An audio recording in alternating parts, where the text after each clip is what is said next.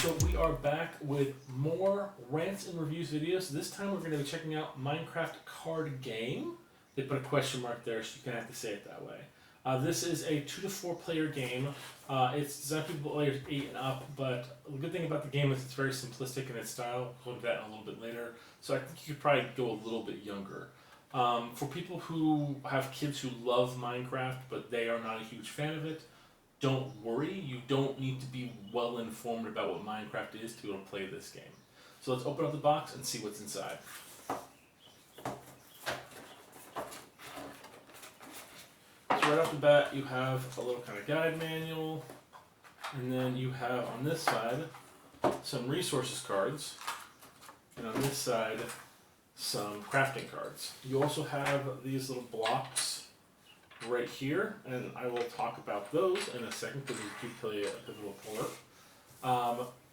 These items here are going to be your general crafting items. You have like your rock, your wood, your explosives and things like that, and you want to shuffle these decks, right? And then you want to set them out in organized piles of five stacks. And now these are going to represent your resources that you can mine for. Now keep in mind, I just put in only 5 decks. I don't want to shuffle up the whole deck, but you would put the whole deck down because these are draw decks people can choose from. Then you have the crafting deck, and here you would do pretty much the exact same thing. You would shuffle that up, and then you would set out in 3 stacks. And the general idea is that on your turn you can, mine. You can pick up a crafting item. The goal is you want to earn points. And so these items have 2 purposes. They have actions that you can do that are unique to their abilities for the item, and then also they have points. And so depending on how many players you want, it could be anywhere between like 20 to 26 points you need to earn to win the game. So on your turn you would mine. Oh, that's a bad one. I was going to get to that later. On your turn you would mine, and you get to take the resource that you find, which could be anywhere from like 2 wood to like 1.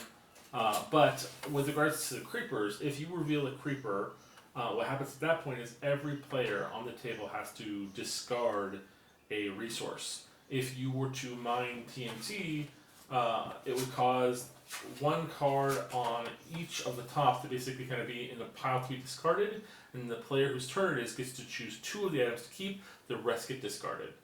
Now the importance of these little pieces here is that when you buy a crafting set, you have to basically be able to actually make it with the resources you have.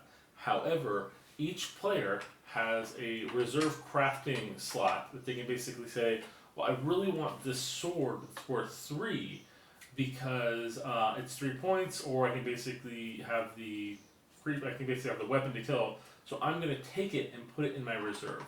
So I can hold this one there as an option for me to craft later, which is really kind of cool if you start off early and you see something you really want for later. So all in all, it's a quick, fun game. Again, you don't have to have played Minecraft to get it. There's definitely some benefit to being like, oh no, a creeper, because you know what they are for the kids, and it's a good way to engage with your child who maybe has a real big interest in these type of games, and you just want to be there with them and enjoy it with them in a different way. And this is a great way to do that. Again, 2 to 4 players, so you can really play this with your family as a whole. Maybe if you have a larger family, someone will have to sit out, but still really awesome. Thank you guys so much for watching this. We'll see you guys next time. Please like and subscribe.